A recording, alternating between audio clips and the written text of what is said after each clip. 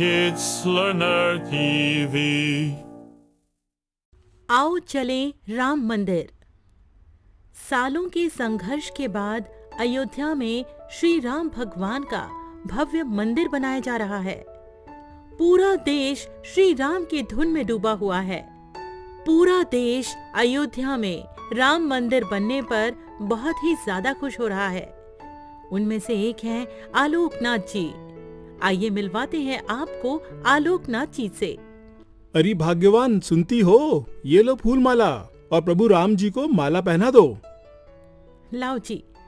क्या बात है, बहुत खुश नजर आ रहे हो। दीपक की कोई खबर आई है क्या?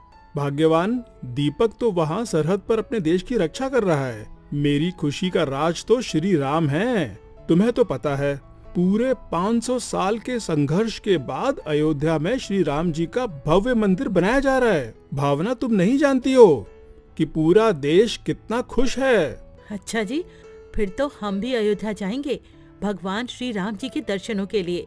दीपक को आने दो, फिर हम भी अयोध्या चलेंगे। हाँ भाई, जरूर चलेंगे। माला कहाँ है? जी, वो अभी सो रही है। वो आज संडे है ना, उसकी कॉलेज की छुट्टी है आज। चलो भाग्यवान, अब पूजा करने चलें। आलोकनाथ जी पूरे भारतवर्ष की तरह बहुत ही खुश होते हैं। वो श्री राम जी की सच्चे मन से भक्ति करते हैं और उनकी पत्नी भावना भी उनका पूरा साथ देती है। आलोकनाथ जी की एक बेटी है माला और एक बेटा है जो फौज में है और सरहद पर देश के लिए डट कर खड़ा हुआ है। आलोकनाथ जी और भावना श्री राम जी की आरती कर रहे होते हैं।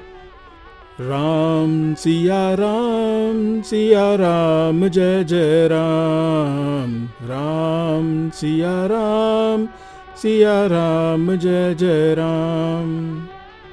राम सिया राम जय जय राम। राम सिया राम जय जय राम। आलोकनाथ जी और भावना जी दोनों श्री राम जी की वंदना कर रहे होते हैं। तभी वहाँ उनकी बेटी माला आती है और वो अपने पिता से कहती है, पापा, अभी अभी न्यूज आई है, भैया और उनकी बटालियन के कुछ सिपाही दुश्मन की कैद में हैं। क्या तुम सच कह रही हो बेटा? मुझे उसके हेडक्वार्टर में फोन करके पूछना पड़ेगा। अपने बेटे दीपक की खबर सुनने के बाद भावना लगातार रो रही होती है। माला अपनी माँ को चुप करा रही होती है। आलोकनाथ जी फोन पर अपने बेटे दीपक के बारे में पूछताछ कर रहे होते हैं। फोन को साइड में रखकर आलोकनाथ जी चुप पड़ जाते हैं। बोलिए ना जी, क्या हुआ? हमारा बेटा ठीक तो है ना? माला ठीक बोल रही है।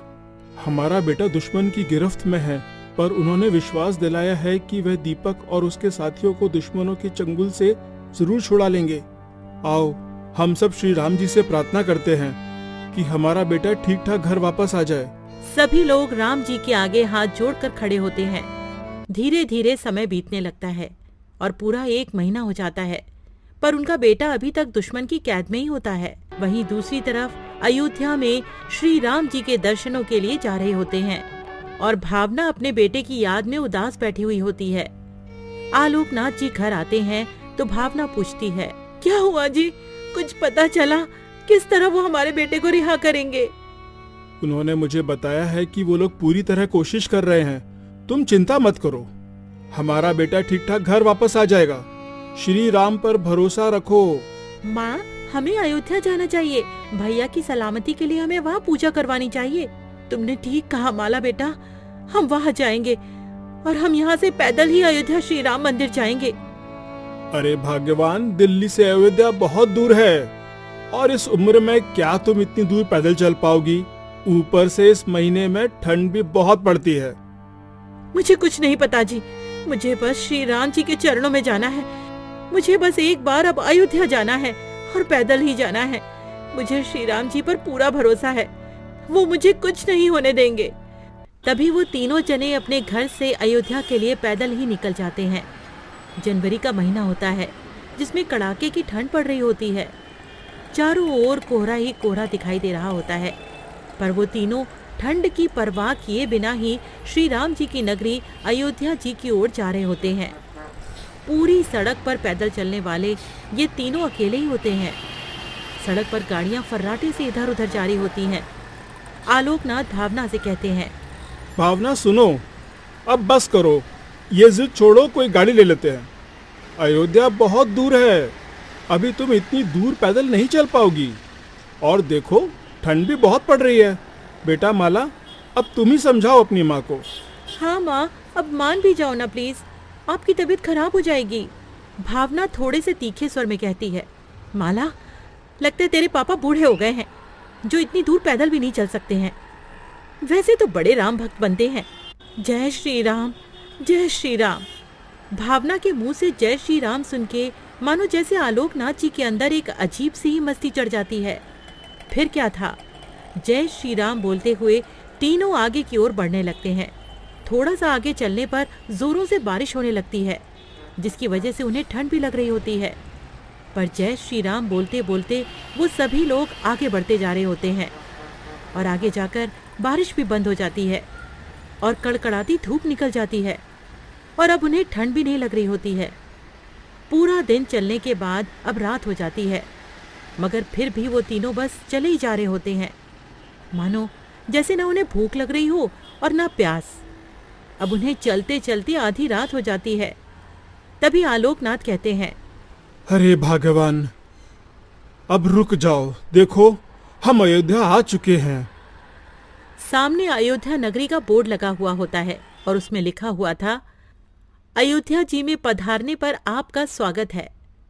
फिर क्या था, भावना रुक जाती है और तीनों अयोध्या जी की पावन मिट्टी को नमन करते हैं और अपना माथा टेकते हैं। जय श्री राम, आखिरकार हम इस पावन धरती पर आ ही गए। भावना, माला, भगवान श्री राम जी का मंदिर बस थोड़ा ही दूर है, चलो चलते हैं। ठीक है पापा, माँ, चलो चले। थोड़ा और चलने पर तीनों मंदिर के पास आ जाते हैं। वो चारों तरफ नजर घुमाते हैं तो देखते हैं कि पूरी राम नगरी जगमगा रही होती है और लोगों की लंबी लाइन मंदिर के अंदर जाने के लिए लगी होती है। थोड़ी देर के बाद उन्हें श्री राम जी के दर्शन करने का सौभाग्य प्राप्त हो जाता है। प्रभु, हम धन्य हो गए आपके दर्शन करके। भावना अपने बेटे दीपक के सकुशल घर आने की प्रार्थना करती है। भगवान राम के दर्शन करने के बाद वो तीनों लोग मंदिर की सीढ़ियों पर ही बैठे रहते हैं। उन्हें वहां बहुत सुकून मिलता है और थोड़ी देर के बाद सुबह भी हो जाती है और वो तीनों फ्लाइट से अपने घर आ जाते हैं। और तभी डोरबेल बजने की आवाज आती है। माला जैसे ही गेट खोलती है तो बाहर उसे उसका भाई दीपक खड़ा मिलता है। माला अपने भाई को देखकर बहुत खुश हो जाती है, पर वो देखती है कि उसके भाई का पैर कटा हुआ होता है। वो सहारे से अपने भाई को अंदर लेकर जाती है। आलोकनाथ और भावना दोनों दीपक को देखकर बहुत खुश हो जाते हैं और भावना अपने बेटे दीपक को गले से लगा लेती है। देखिए जी, श्री राम जी की कृपा से हमारा बेटा घर वापस आ गया है। पर बेटा, तेरे पैर में क्या हुआ है? कुछ नहीं माँ, वो एक गोली लगी थी जिसकी वजह से मेरा पैर काटना पड़ा, पर अब मैं बिल्कुल ठीक हूँ। बेटा, श्री राम जी की कृपा से तू सही सलामत घर आ गया, बस हमें और कुछ नहीं चाहिए। दीपक के घर आने से सभी लोग बहुत खुश हो जाते हैं और सभी एक बार जोर से कहते हैं, जय श्री राम।